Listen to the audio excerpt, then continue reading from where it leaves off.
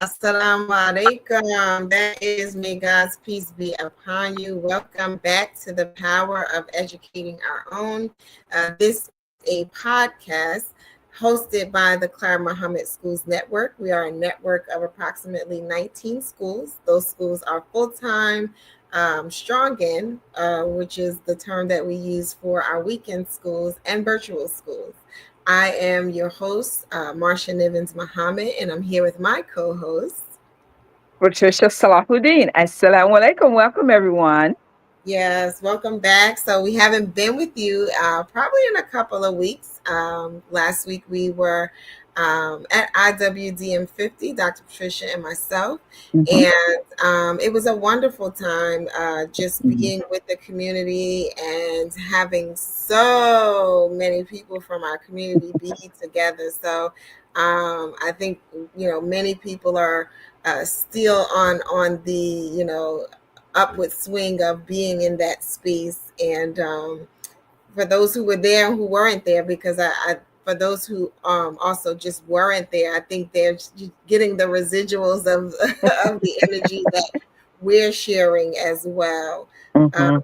and I think we may even be able to get our third co-host in here. I'm gonna see if you can hear me. I just need you to turn your camera because I see you sideways. Yes. Let's see. Let's get there. You go. Oh, nope. You did something different. There you go. Okay. Let's add her to the stage. I was trying to set it up where it didn't look like a phone. Yeah. And so you may have your screen locked.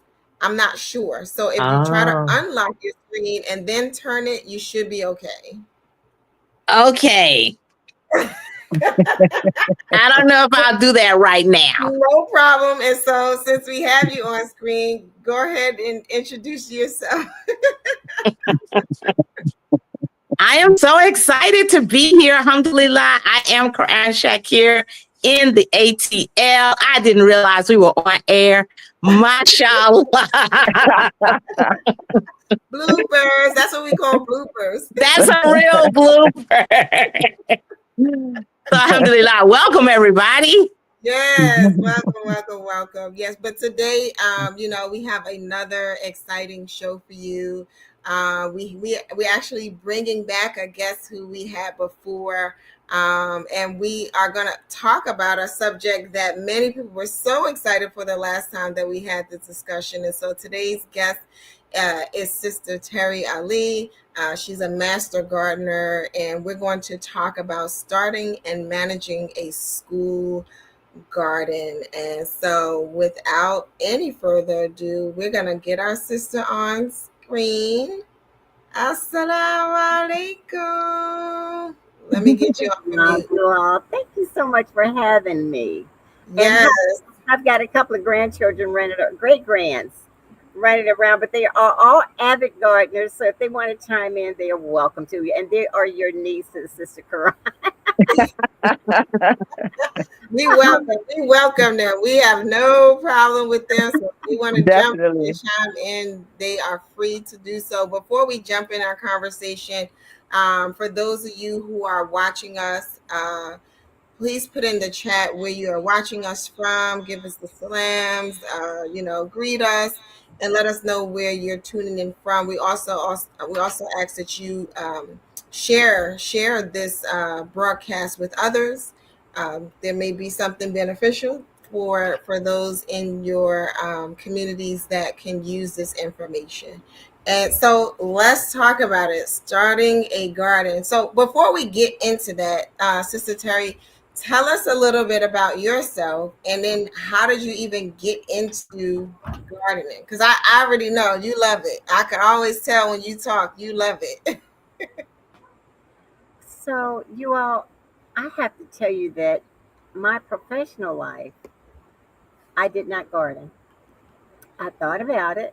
It was a wonderful idea. I used to raise flowers sometimes, and sometimes you might raise a vegetable, but it wasn't actually, it happened because I had a forced retirement.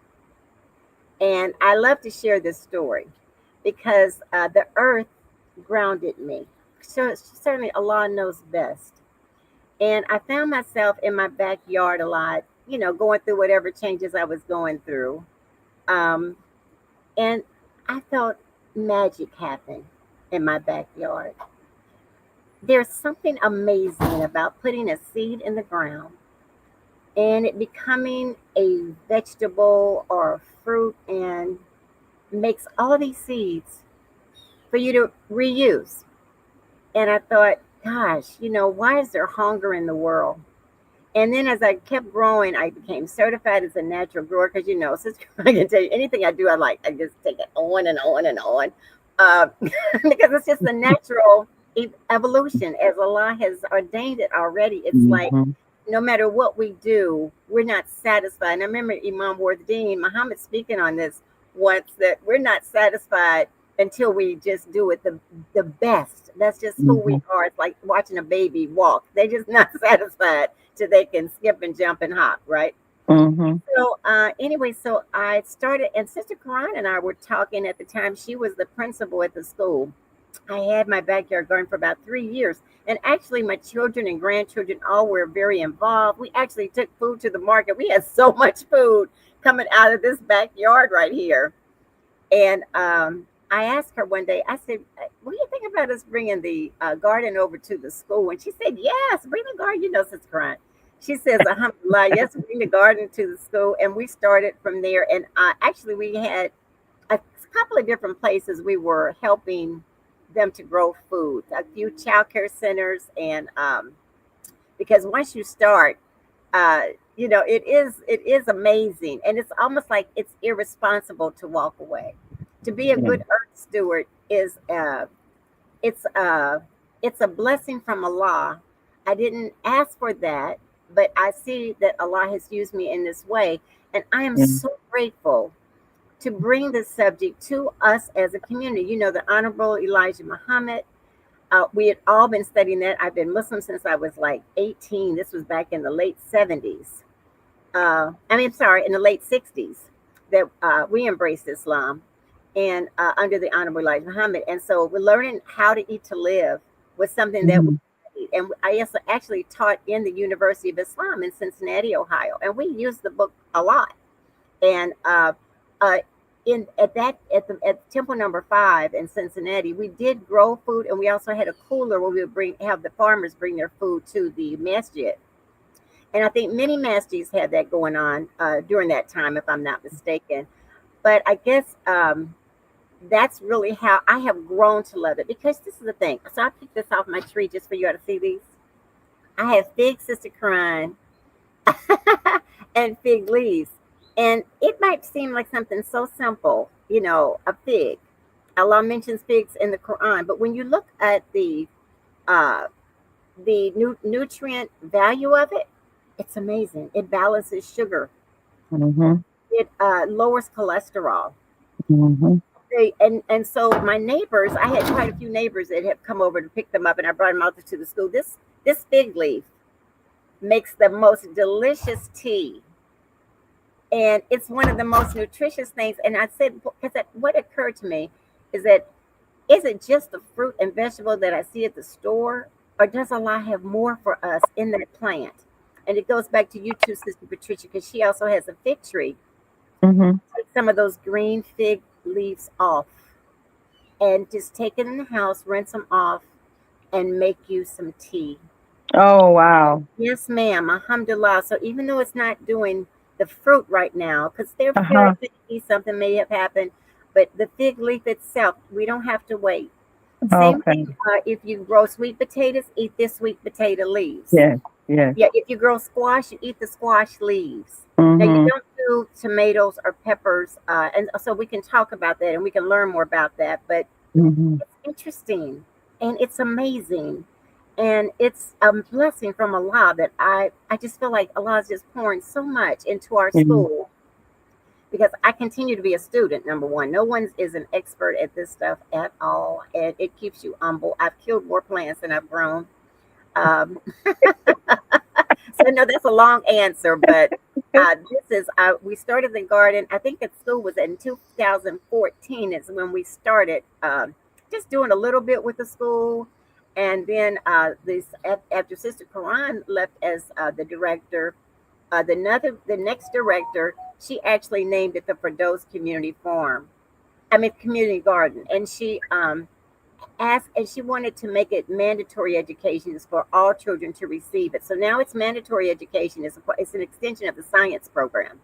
So the It was children. 2009, Sister Terry. 2009. Oh my gosh! And you know what? I knew we had passed the 10-year mark, but we've been so busy, Sister Karan. I can't. It was 2009. I gotta make sure I share that. That's so exciting to know. Mashallah. Thank you for that, Sister Karan. Because the time went so fast, and I kept going back in my email, like, how far do these emails go back where I'm talking about it, communicating?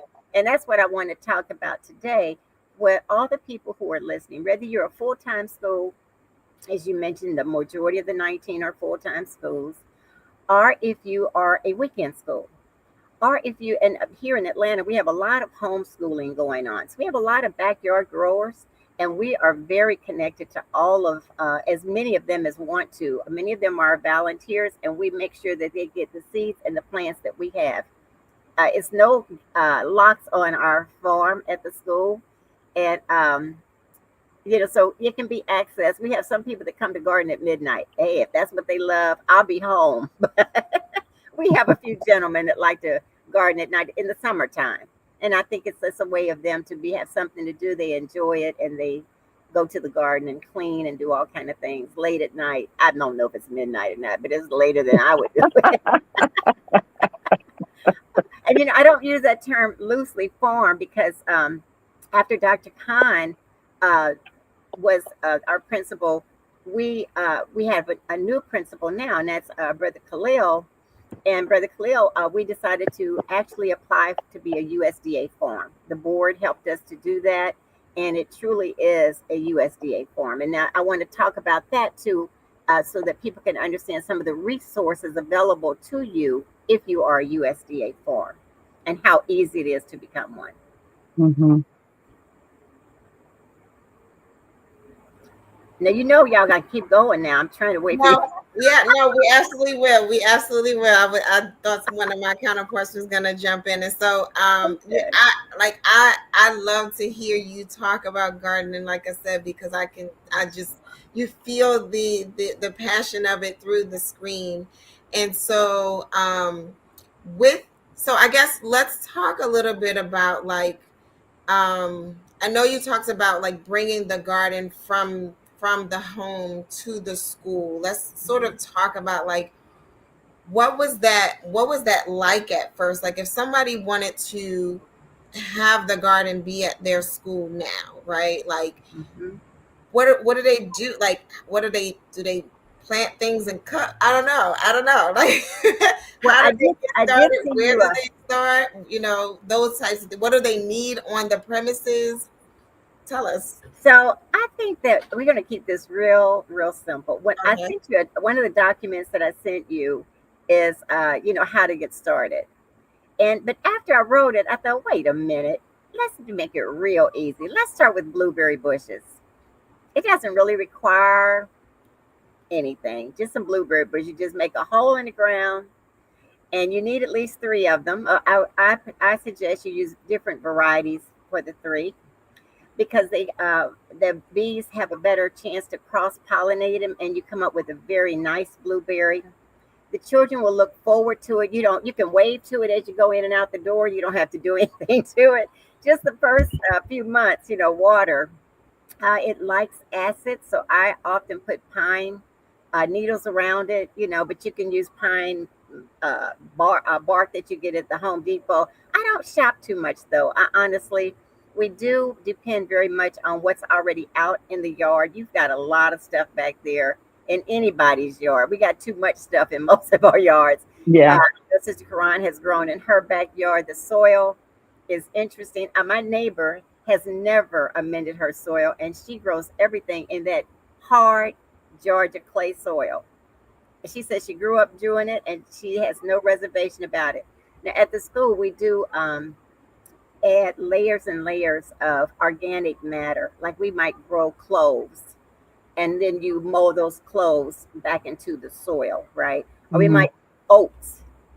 For big areas, I recommend things like that. But for blueberries, so simple. And then I think I would start off with blueberries, and you don't even need a committee for that. You just put them in. If someone says, they'll come and put in some blueberry bushes, that would be a good way for us to start.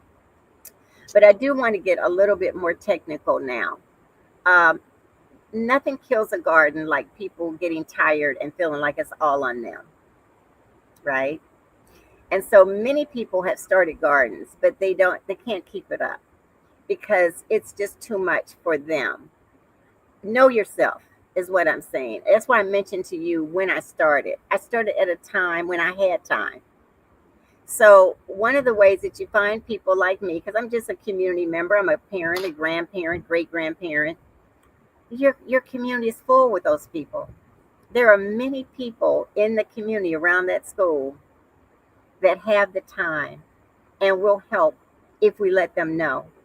Because I think a lot of times schools are just set up for academics. We think to ask help for various things, but we never maybe ask people will they come and help us garden. I wish I were at the school because one of the things I would do is sit in front of a painting for you all to see done by Sister Karan's brother, our brother Alan. May Allah be pleased with him. One of the things he did the year before he passed is he drew a very big mural. He's not a farmer, but his donation from the community was the art about the garden. And so we have so many people who bring their gifts. Mhm. And I think Muhammad schools, what we have to do is to make sure that we are not so conditional that people don't know how to bring their gifts. And I think working in the soil, uh, being outside, as Sister Patricia said earlier, there's something about it. And then the other way to start is by having an outdoor classroom. Oh, yes. Yeah, just set Yes. aside a little spot on your property. Just do yoga mats. It doesn't have to be a lot of desks or chairs or things that are heavy to move around. If you tell the children we're going to go grab our yoga mats, we're going to go out and we're going to just lay on them, look at the sky, listen to the sounds of the urban areas, because that's where most of our schools are, in urban areas. And it just will connect them and ground them in a way that then they're not as worried about the butterfly going past or the hummingbird going past.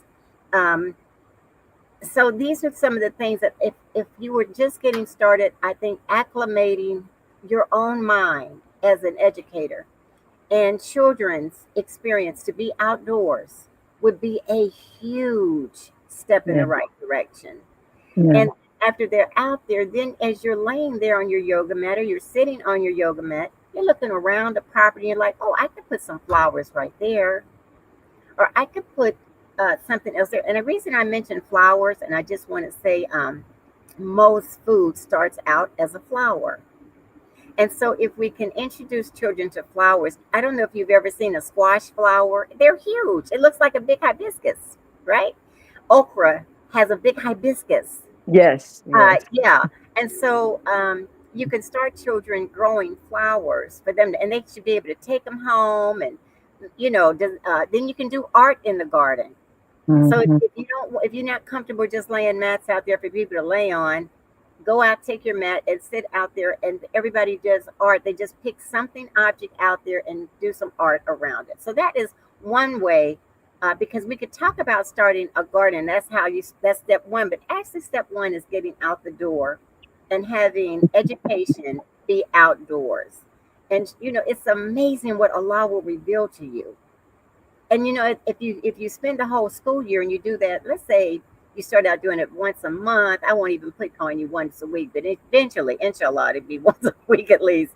But the children will see even the changing of the weather and its effect. Mhm. And it's a science concept. It's a creation concept. It is from it's alhamdulillah. Allah is showing us so many things that children read Mhm. in the Quran. They're going to see that. They're going to see so much if you just go outside and help the outdoors to be part of your classroom. It's the most extensive hands-on, project-based learning, hands-on education, going outside and each child then stands on that ground themselves. And yes, you teach, but you can also let them teach you what they're hearing, seeing, feeling, what they're smelling, things like that. It's just powerful. Yeah.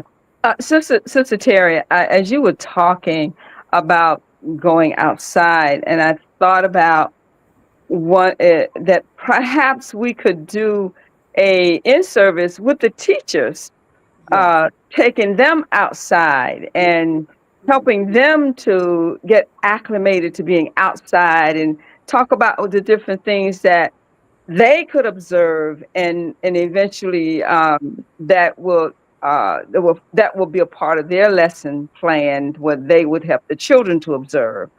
Because a lot of a lot of adults don't care for the outside, and then they don't like to go out there, and they don't like to be in what put their hands in dirt, and they just haven't gotten to that point where they can really appreciate the growing something, or growing something outside, or being outside. So I'm thinking that the teachers, those who are not of that mindset, we could probably do a workshop or in service or something of that nature, where we introduce them to that idea.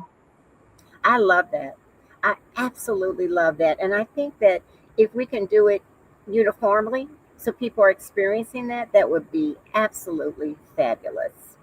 Yeah, I I think think that another thing, Sister Terry, thank you so much for this. And I think it's so important for our schools to understand, no matter what level you're on, the Muhammad Schools curriculum across the country is creation based.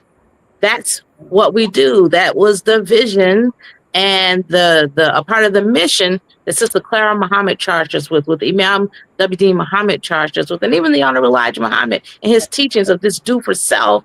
That's what we were charged with. That's what we are charged with. And I think the other thing that I love about the farm that all of our schools can partake in is that you get, in addition to your math is there, and that's what I was explaining to teachers during that time when we were doing the initial, is showing the math teacher how they can teach math, Yeah. with those beds, showing absolutely. the English teacher how they can teach from the garden and using the garden, the social studies teacher, when we start looking at just our own history and our evolution in gardening and farming and building this country even. Right. And then also the social emotional learning that takes place. The garden is a way to regulate your own system. And so to learn that, I love what you said, Dr. Patricia, when you said, let's give in-service to our teachers, because we can extract for them these lessons. So Sister Terry, here's a charge for you. Write that book too, so that our teachers will know how to extract lessons from Mother Nature, from the earth. There are And so many lessons there. there's so many, and I wish that some of our teachers were on here, because actually I've learned so much. Sister Tazar, Muslima Ali, even Samaya. There's so many teachers that have brought so much knowledge, where they have actually aligned the core subjects and the elements of them, in the standards of them, to what is going on in the garden, from living things to so many things that they think to do. I want to go back to this, because I want to make sure that we actually do this. So are you all in a position to recommend that be a across the board activity? Very good. Yes. So what we can do, and people can do it on their own terms. First of all, one of the hardest thing is hurting everybody at the same time. But if we have, a window by which people can do that, and maybe some kind of photography that will go on for them, that would be so, so wonderful. Again, something that we were reminded is that we were told, either Honorable Elijah Muhammad said, that we were robbed of the love of soil because of our enslavement. So we kind of lost that. And that goes back to what you said, Sister Patricia. A lot of people don't want to go outside. And just to remind us that Prophet Muhammad sallallahu alaihi wasallam said, if a person plants a tree or sows a seed in a insect or a bird or an animal or a person eats from it, that's barakat, right? That's barakat for the grower. So, well, of course, it's barakat for everybody, but it has helped me in how I articulate this to children because they have their times when they want to go out and they have their times when they don't want to go out. But if we keep that language in front of them, that they really begin to see themselves as a vice regent, they can bring barakat, they can bring blessings to themselves by doing this selfless act of putting a seed in the ground. I may not live to see what happens with that seed. Only Allah knows if we will or not. It is a concept of hope. It's a concept of belief that something better is coming. That if I put this work in, I will get this out of it. There's so many lessons. Now, my daughter, one of my daughters is a teacher at Drew Charter School, and it's not far from where we are. It's got plenty of money. Their fifth grade is 150 children. And when she brings the 150 children to our school, they bring them in 5 classes, so it can be no more than, like 20 or something per class. But one of the things that she does it through social studies, and it's all about food sovereignty. It's about food justice. It's about land ownership. And this is how, again, our language, you can take this whole thing of growing food and make it like a little cute thing initially when you start. But honestly, there are so many of us, adults, those teachers, who have inherited land and we don't know what to do with that land.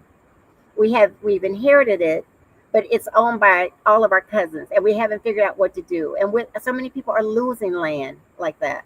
And so teaching children how to be comfortable in the earth and grow food in the earth also allows them to step into their purpose and their ownerships and be really stronger citizens because now they are owning land and they can make suggestions like, hey, I know how to do passive agriculture.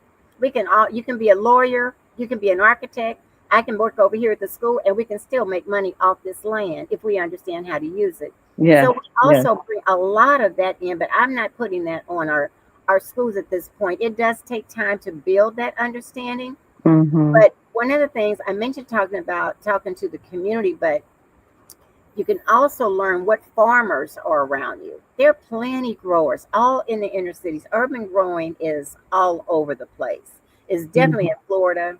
It's definitely in DC. It's everywhere. It's in Atlanta. Everyone is growing food.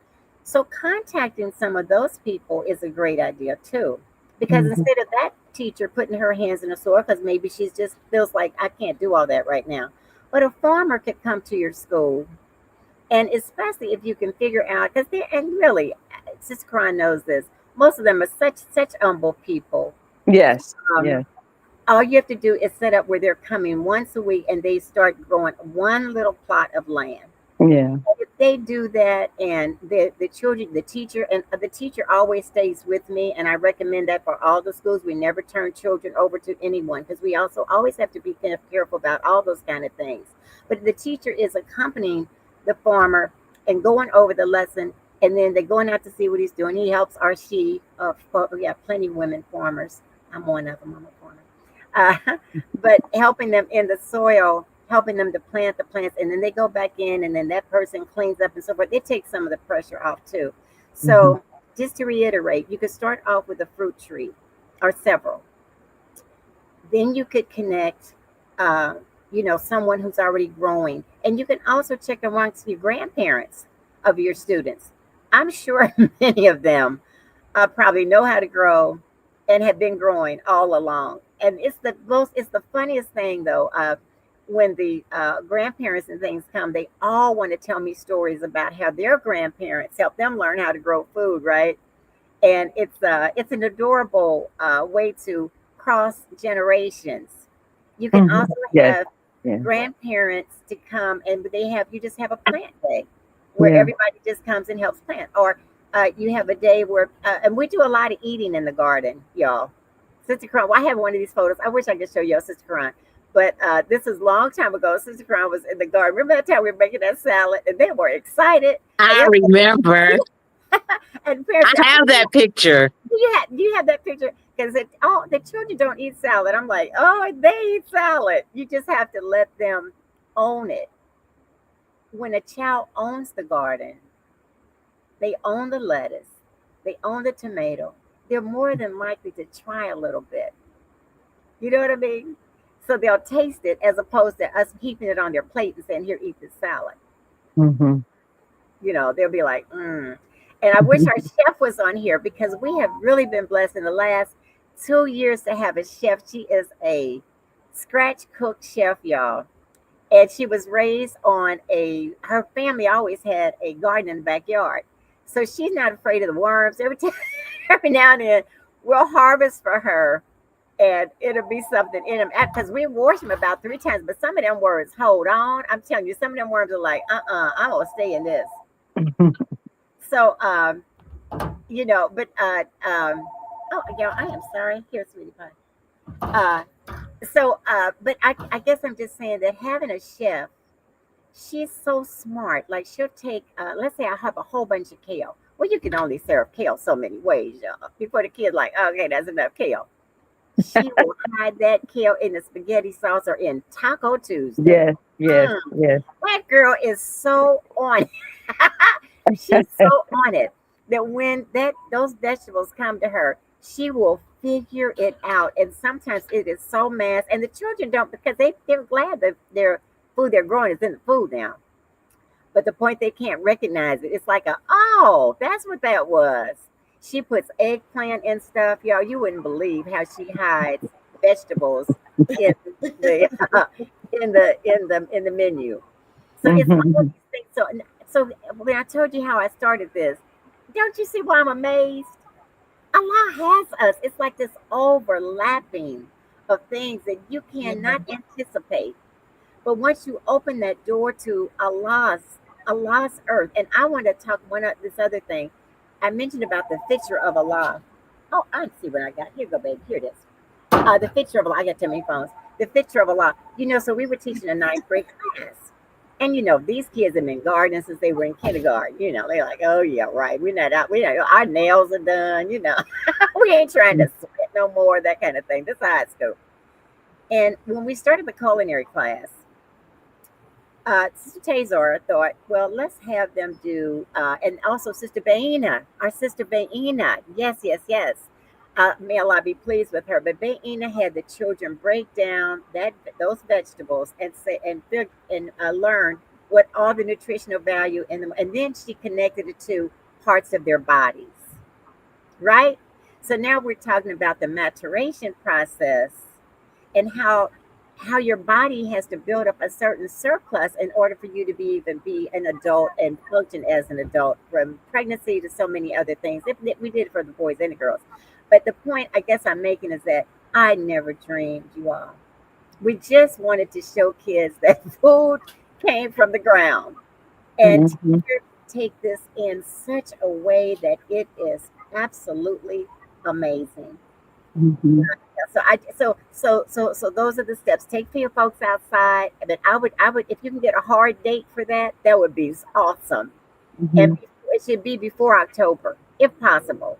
Mhm. We can definitely do that. And Sister Terry, I think one of the another amazing thing that you have done with our farm here at Muhammad Schools is that you have monetized it and you have made it actually a source of income for our school. So I would love for you to talk with our school community and our listeners and viewers about how to build this farm now into a way that it generates revenue for the institution.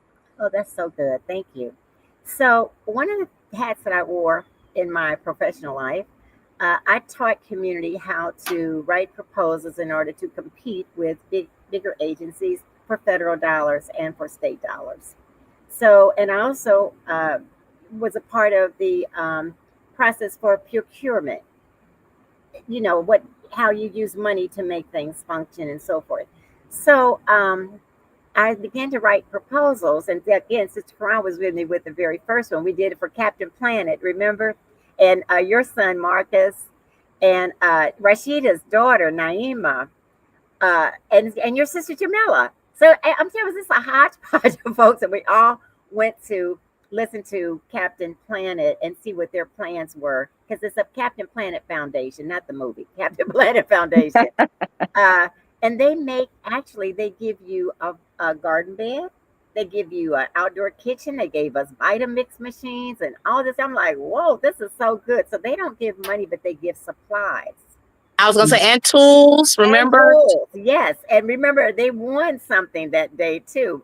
But I guess I'm saying this to say, if you connect with, and I did give a list, if you can show that on the screen, it's the one that says, the one on how you get started. And I think at the bottom of there, it has a lot of funders on there, if it's possible. But I'm going to fast it so you can kind of see how it all works. So one of the things that we paid attention to is where does money flow for this? So you have Captain Planet, you have Whole Kids Foundation.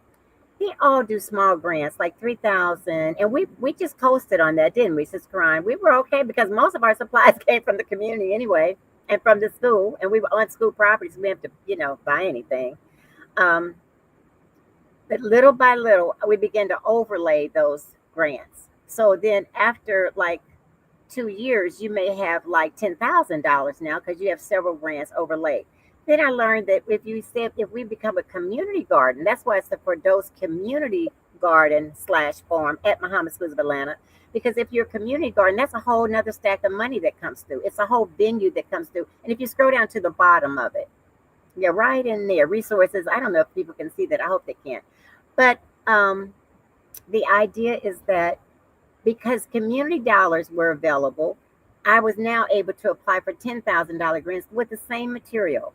You're very clear about how you're progressing, new things that you're doing, how you're expanding. And if the people don't know how to write a proposal, we have them, and you can use some of ours. We give them away all the time.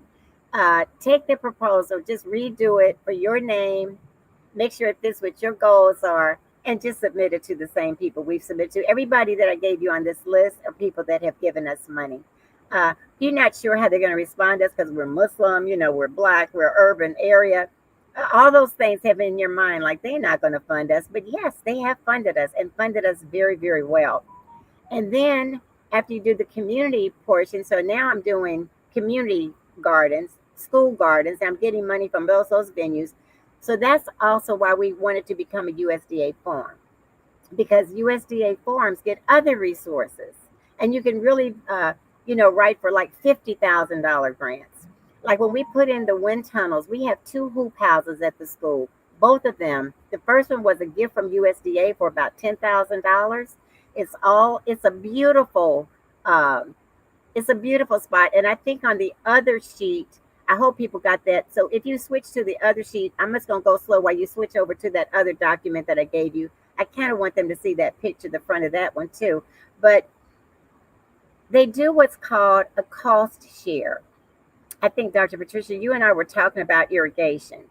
Mm-hmm. So here's a good example. USDA, once you became a farm, and now you can apply to be a USDA farm. You don't have to have a lot of land. It used to be you had to have acres of land. But now you can apply for as a USDA farm if you just have 1,000 square feet. And why is this? Because microgreens and mushrooms and other crops don't require a lot of land. So they couldn't discriminate against those. So yeah, there we are. You see that little picture there? Mm-hmm. So they're inside of a wind tunnel, our first one. And it was a gift from USDA. Everything you see there, we didn't pay one dime for it because we wrote the grant. The other thing, because if you make sure that I stay in contact with all these people, by the way, you all. So Whole Kids Foundation, Captain Planet, all of those, I send them photos throughout the year, whether they fund me or not. And I stay in contact with them because then when I need something, they are very quick to say, oh, sister, and they all call me Sister Terry. It's the funniest thing. The kids laugh because USDA calls me Sister Terry. I said, but I have to do that because I want them to know I'm their sister, right? And I want that familiarity. So when I call them, it's separated from all other Terrys in America. No, this is Sister Terry. Yes. I mean, I'm joking, but honestly, I'm not. It really does work. And it gives them instant street credit because they know a sister named Sister Terry. Okay, really, seriously, y'all. A lot of them are bureaucratic. And it's nice to have a Sister Terry in the community. So we get that money from farms. So recently, our most recent thing was they sent a USDA sent a engineer out to our back field and actually worked out our irrigation. They worked out the whole plans for the orchard. So right now we have 2 orchards on the property. We have 2 pollinator gardens. We have over 30 beds. We have we have 3 outdoor classrooms. So I'm saying, whoever would have thought this, y'all, from a little bed that Karan and I put in, we just wanted to teach kids how to grow food out of a few seeds, and that's all we had at the time was a few seeds. But Allah has just layered this thing over and over. And every grant I've ever written, again, I submit to you, you all can have them to use as examples. People can, it's not, that's not illegal. It's all correct. And this is what other people have done for years. They have just helped their own communities to understand how to keep on bringing in dollars. These are dollars that either you qualify for them or you don't. Like, I can't make you a 501c3. You're going to have to do that yourself. I can't make you apply for a form, like a form, the USDA form. But guess what? It costs you nothing to become a USDA form. It's done through Farm Service Agency. It doesn't cost anything. It's just that you're proving who you are and what you're doing. And we can walk through that at some point, and we can do some one-on-one. So we're not just doing this to the larger audience, you all. And I know our time is getting really short. I do want to say this. The other thing that we're doing, we have connected with the country of Gambia. Just through Facebook, we were sharing some of the things that we were doing. A young man got on and said, "Oh, please help us figure out how to get seeds because GMO has taken over so many places, y'all. GMO seeds, it's a problem internationally, right?" So we found that. So of course I tried to send him seeds, but Gambia and US they don't really allow you to send seeds. You know, it's considered a live product, so you can't send them. So what we did was my daughter Rashida had been to the Gambia and already had relationships. She and one of our other daughters, Ladosha, coming out of Cleveland. So we used their connection and sent the money, and all the money went to them that we sent. And it was just little money, like $100 here. We're not talking about big money, but it allowed them to buy seeds. So every year I get all these photos of the women of the village of Gunjur, Gambia. They use the produce in order to pay their children's school fees, y'all. So a lot is just, it makes me almost to tears sometimes because you don't know what a little thing you do and what effect it might have to someone else around the world. That's just, and for the children to know they've contributed to that barakat, and for them to see someone saying, oh Allah, please bless Muhammad Schools of Atlanta. Please bless Muhammad Schools of Atlanta. And to see these sisters doing this, I'm telling y'all, it's like, I don't know where we're going with this. Only Allah knows. But inshallah, if we can get all Muhammad schools all connected in their own way, according to what's most comfortable for them, no rush job, nobody to take over all the work or anything, just little things. Let's go outside. And then let's figure out our next steps. And if people if they do have their 501c and they're ready to write a proposal, we have them.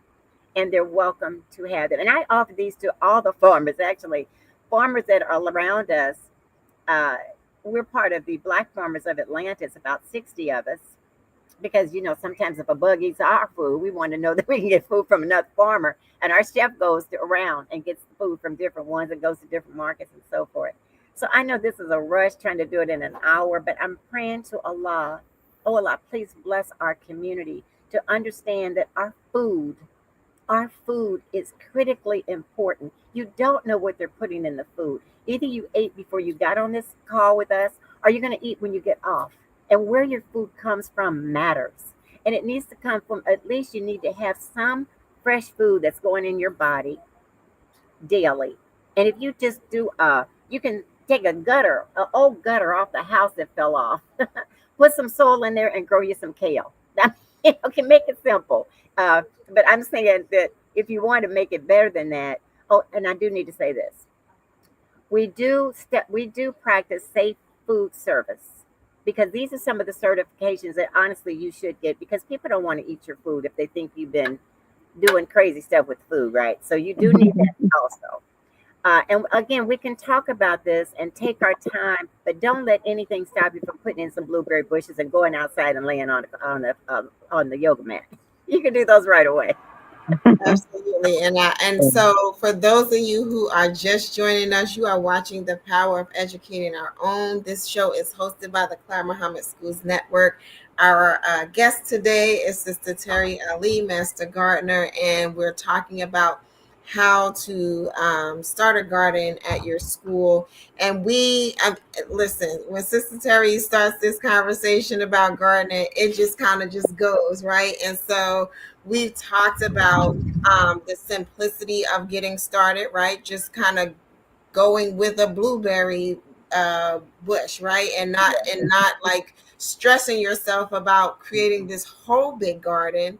And then we transition that into how you then bring in the creation based learning, right? How do you teach the children about the life cycle of this garden and the connection to creation based thinking, just making the connection between Allah and the creation in this process, and bringing in the math and the science and the language arts through the garden. And then we talked about, like, the nutrition component of it, where we are also then using that food, because we didn't talk a bunch about it, but I know that you all do this at Muhammad Schools of Atlanta, where this food is a part of lunch at school, right? And so that's an extension of this garden, right? So we're talking about kind of just teaching the children to grow and have an appreciation for that type of thing,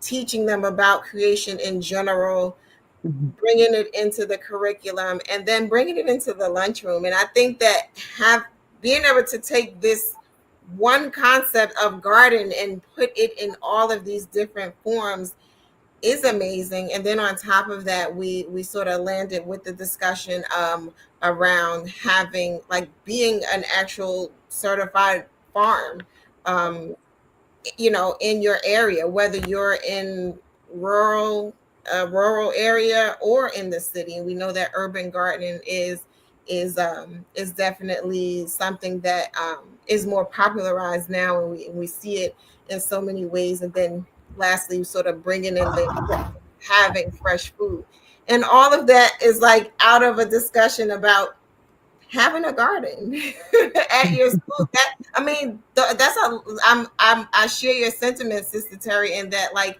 it's amazing that it then extends to all of these things. And then you talked about, like, having international relationships with sharing these seeds with the Gambia. Like, we could do this. Another one, a real easy one to do. We also participate in the South East pollinator census. Is where kids just stand around a flowering bush and you count how many insects you see over like a 7-minute period. And kids are doing this, and then their information is entered in at the University of Georgia.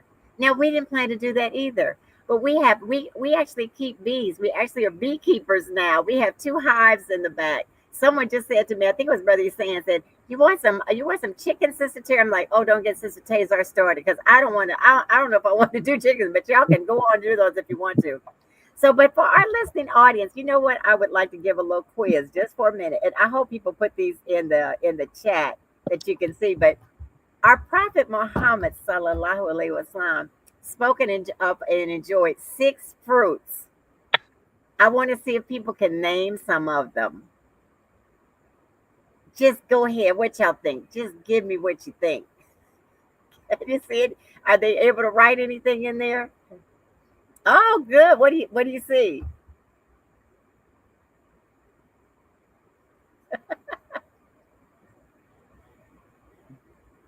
I don't see anything yet. You see it, Dr. Patricia? I see. Yeah. I hope you see dates so far. No, Dates? no, I don't see anything. You see dates? Your dates. Figs. Here are your figs. And you know what, y'all? A fig, as it is, an inverted flower. Yes. Yes. Isn't that amazing? Yeah. It's like a red flower that's been inverted. Grapes. And it has so much nutrition in it. It's just so Yes, nutritious. Yes. yes, Such a good thing. Okay. pomegranates, Oh bananas, and yeah. olives. All those are spoken of by Okay. Prophet Muhammad sallallahu alaihi wasallam. Then Yeah. we also talk about cucumbers, Pomegranate. garlic, and yes, pomegranates. Mm-hmm. Absolutely. Yes. Grains and seeds and fodder. And even in the Quran, Allah talks about the germination process of Mm-hmm. plants. Oh, Mm-hmm. it's just amazing. Yeah, I it is. tell you, it's just amazing. And you can just, if Yeah. you just do one plant, you will just be so tickled. Yeah. Mm-hmm. You'll be so Yeah. tickled with yourself, to grow one. Just think that effect on children. Because if a child can grow food, a child will believe they can do anything. That's right. That's Mhm, pleasing yeah. to Allah because Allah already made us vice regents. But if they had just get the food you put on their plate, they don't know where it comes from. We just go to the store. I mean, I'm not against those Yeah. things. I do those things too. I'm just saying have something that they can say, oh, Yeah. that's where that comes from. Mm-hmm. And Exactly. Exactly. you should have seen them attack the strawberry patch. That's another one you could put in a strawberry patch. Oh my Mm-hmm. gosh. Or carrots. Yep. They don't require anything. I don't have to do anything to carrots or strawberries. They just grow whatever. I come back Mm-hmm. later. There they are. Same thing with sweet potatoes. Once you put Mm-hmm. them in, they just gonna grow. Oh, well, the So, iguanas love our sweet potatoes. They like, you were talking about the sweet potato has the plant. I mean the leaves that you can eat. Uh-huh. Well, the iguanas they just love the sweet potato leaf, and so I Mhm. have three sweet potato uh plants in my yard in a planter in a go bag or a grow bag. Oh, a grow bag, yeah. Yeah, grow bag, and the leaves was just beautiful. And one day, I walked out. One morning, I walked out. They weren't there anymore. The leaves weren't there anymore, and the iguana had eaten them up. Well, you So know oh what I wow. would say. You know what I say to you, Sister Patricia? Don't be letting them leaves sit on there, girl. Eat them leaves. That iguana probably thought she don't want the them big leaves. I'll take it. So the far, fruit. Sister Terry, I've only seen. Oh, it cut out probably. Oh, we lost Sister Quran. She's trying to see what's on the. If people thought of some of the fruit that the Prophet Sallallahu Alaihi Wasallam suggested. I mean that he ate, and also he ate Oh, honey. So that now I tell you, if you all ever yeah. look I at see a few honey is things popping up. So we did you have lose it? figs, peaches, blueberries, Oh, very good. strawberries. Yes. Yeah, date, Alhamdulillah. the Alhamdulillah. date. Yeah. But we had a question also in the chat, Uh-huh. Sister Terry, about from one person asking about teaching about the wild plants that can grow in your garden too, like red Absolutely. clover leaf Oh, that's and burdock. Taya. I hope that's my sweet Taya. I see you. She's from Cleveland, Ohio. I knew her when she was young, and you're absolutely right. Red clover is one of the best things, and people treat it like a weed, Taya. And as you know, it is especially good for the female body. And we should be consuming red clover flowers. And our children actually, we grow them. They grow wild on the property. But oh, that's the other thing.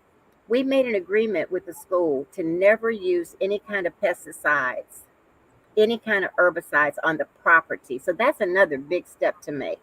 Mm-hmm. That's a big step to make that makes you a steward of the earth, a Khalifa of the earth, to not put things on the soil and on the plants. I know we want pretty grass, but that's a no-no.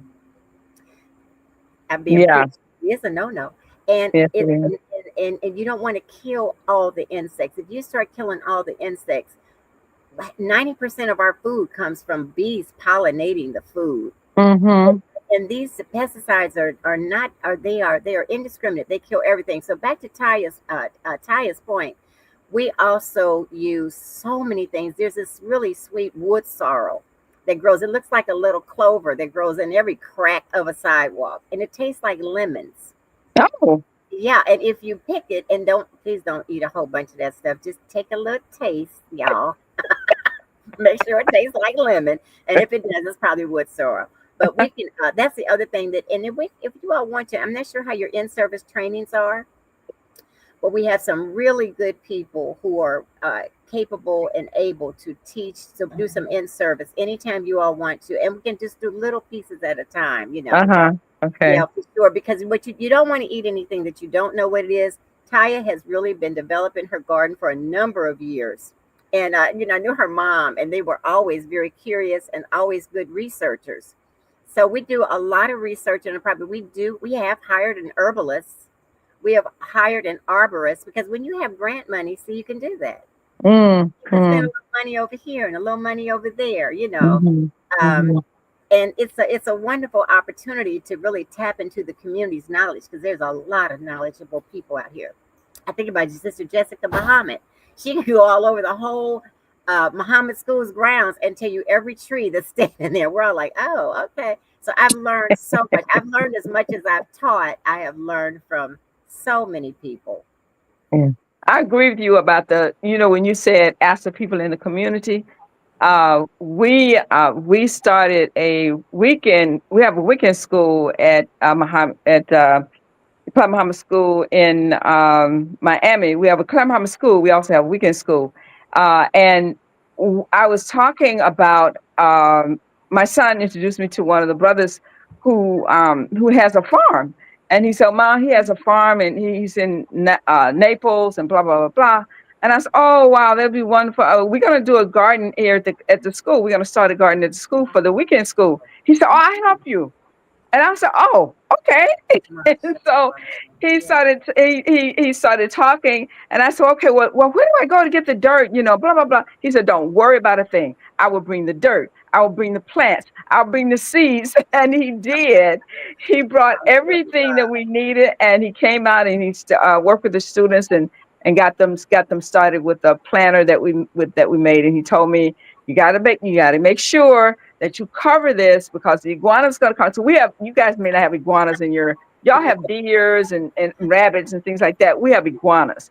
And so he told me, he said, "You got to have to cover the plants because the iguana's going to come." And I said, "Oh, okay." So I kind of hesitated and I didn't do it. And Right. one day I walked out to the garden, out to the area where our little bed was, and the iguana had eaten the leaves of the bay leaves. We planted bay leaves. And Yes. I went, "Okay, I got the message now." So I went and bought that and I covered it over. And the bay leaves and the corn and everything is growing very well. And the iguanas have not been able to get to them as of yet. So yeah, the community will help you, and all you have to do is ask them, and we're good at that.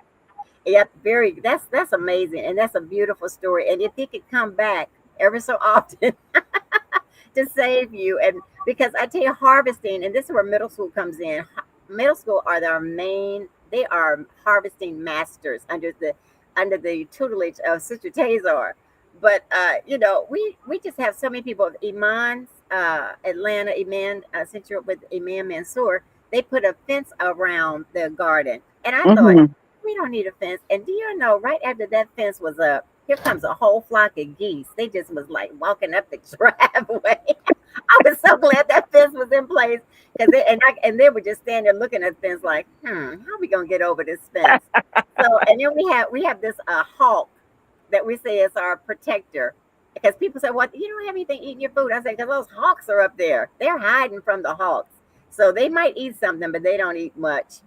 And so, alhamdulillah, isn't it amazing though that's a beautiful story, Sister Patricia, and that's an example of exactly how you get people involved. You didn't even have to get your pretty little hand in that soil, did you?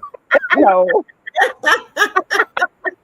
I Alhamdulillah. was just thinking the same thing because I was like, well, I'm in an urban area, right? Like, what do we do? And so, like we talked about earlier, urban farming is definitely a big thing. And I'm like, well, Oh yes. I don't personally have time to be putting a garden together, but there's probably someone who has an interest for doing that for our school. And Yes. I'm a grant writer, right? So it's just like, okay, Oh well, I can yes. help that way. And so I think we Yes. have more examples of that type of thing in our community than we actually know.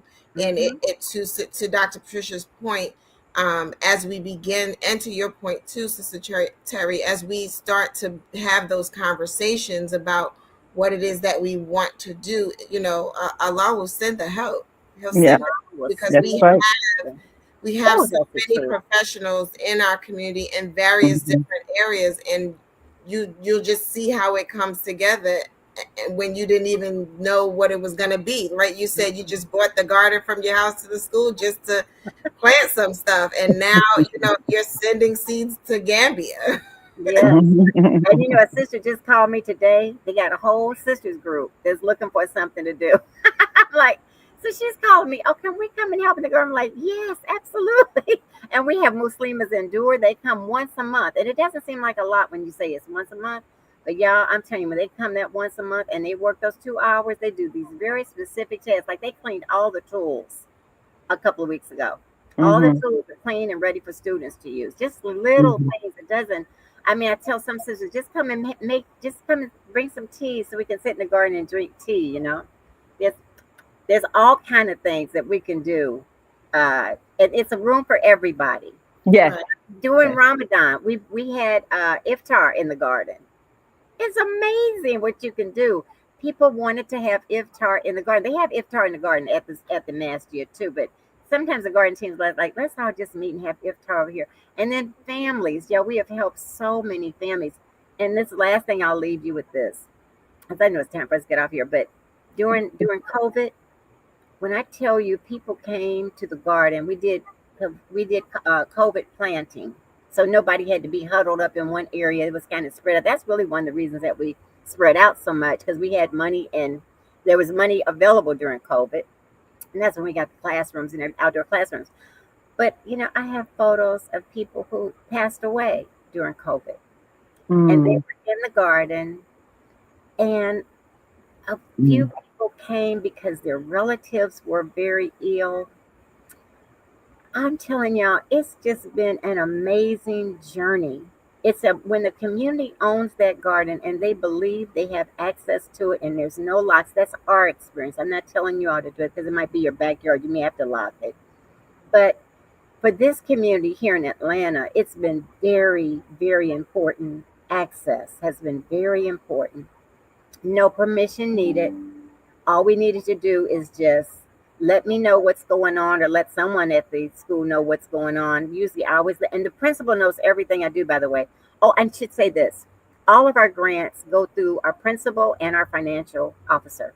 Mhm. I don't handle any of those. I just write the grants and then they all come, because your 501c3 is your linchpin. If it's in place, um, you will be fine, because Mhm.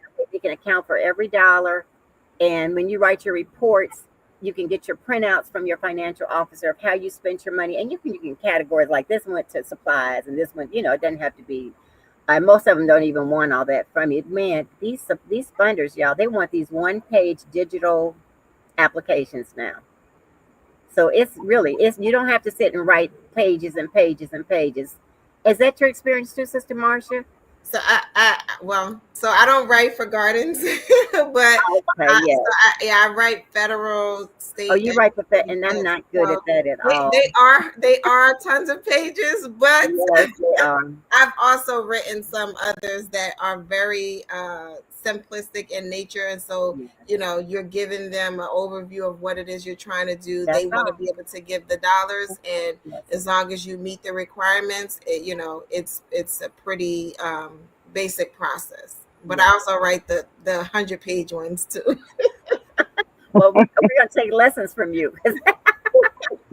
And they pulled away 3 grants. We were writing one, it disappeared from the site. USDA. It's so many things being done now under this Now, yeah. administration. We're all adjusting, but really about $150,000 was removed from the work that we were doing. But you know what? As Allah would have it, this garden has just been acting up and showing out. I'm Okay. it's like, hey, we ain't got all the money, but we still had some residue. And so we're not broke totally, but I hope Sister Support is not listening to me. She'd be like, yes, we are. So, Send the help. we have a lot of volunteers, and we're going to keep that garden going. And we have, the chef. And as Sister Quran said, we actually sold lettuce at our halal meat market for the first time this year. It was labeled, it's triple washed in packages, and they sold out. So we are just tickled. We're looking forward to developing this marketing piece. We're learning from Sister Yasmin at Carver Products, and we have a Carver Produce, and we have many people in the community who say, Terry, I'll help you with the marketing piece. So that's what we're going towards, and we hope to have actually a lettuce distribution going on, inshallah, within the next 12 months. We hope to do a hydroponic lettuce growing venture. So we're growing in the ground, we're growing in the wind tunnels, the hoop houses, but we also want to try our hand at hydroponic growing, and we can talk about that. And that might be one that the community wants to do because if your hand is not in the soil. Hydroponic growing is where you're using enhanced nutrients. Mhm. I don't want to grow all our food that way. No, I'm just Nah. lettuces. Yeah. Yeah, but those lettuces that sold at the store, we grew those in the ground. We haven't started our hydroponic growing yet. Yeah, this is amazing, right? Because some time ago we did a show about um, unique ways, to fund the school, right? And so Mhm. this gardening Oh yeah. conversation is also extending to, ways to uniquely fund, whether it's in a big way or a small way, right? To be able Mhm. to use funds from what is produced that's going out to the community to support something connected to the school. And so I feel like it's a full circle thing with this garden because we've touched so many areas, and we're just talking about a school garden that has now sort of extended into all of these different components of the institution. So I echo the sentiments of one of our viewers who says, Sister Terry, you are amazing and a great Mashallah. resource Mashallah. for sure. For those of you out there who are interested in having a school garden, maybe didn't even know if you could do it. Sister Terry is showing us and telling us you can do it, and it could start with as little as a blueberry bush, right? And you don't have to jump in there with 2 feet. You can just kind of put a toe in it and see and see what it turns out to be. But it's also good for us to hear all of the different extensions that could come from this garden as it grows for you at your institution. I think that one of the big takeaways amongst others is that the children get to explore creation-based learning, right? That's sort of key, right? In this, it helps to connect their their their connection to Allah, right? Because we're seeing Allah in the creation, and so that gives them that firsthand experience. One of the first things that Sister Terry talked about is the fact that you can put these seeds in the ground and something's gonna come out of it. Like Yes. you Mhm. know that we didn't do that, right? That we didn't make the thing come out. We might have put the seed in the ground, but all that other stuff we didn't do. And so that helps to make the connection with there is this higher being above us that makes this happen, and that's Allah, right? And so I think that just brings that relationship together for our children, and then all the other things that we've been discussing for the past hour. But I think that piece of it is so special for the discovery piece for our children, and then all that they get to do as a result of that. So Sister Terry, any last words that you want to share with us? Well, alhamdulillah, I just want to tell you that many Muslims I talk to, we complain, we're worrying about GMO food, we're worrying about this and that. So, so many things are out of our control, and it shows you what people keep on messing with nature. It can help for a while. I think they had good intent, but it just went a little crazy and sideways. I think the main thing I want to leave with us is always plant that seed with a Bismillah, always harvest that food with Alhamdulillah, and always share it with a Subhanallah. Mhm. Alhamdulillah. You have it. I mean, what else can you say after that? Alhamdulillah. Beautiful. Mashallah. Thank you so much, Sister Terry, for You being all with so us much. today. It is a pleasure. Like I said, look, she's showing us her figs, y'all. But it's always good to have you and have you talk about. Oh, look, your daughter is shouting you Oh, out. is that That's you my there? That's mom. my girl. And you know, my children, my grandchildren, my great grandchildren, my husband.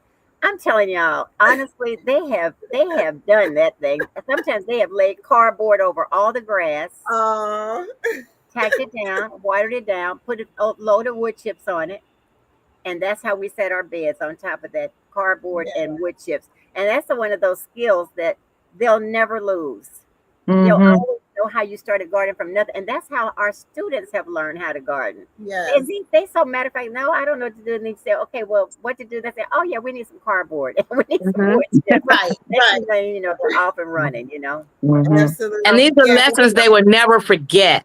Also, absolutely, they will never forget. No, that's right. absolutely, That's right. And this past yeah. year, we had them actually building structures.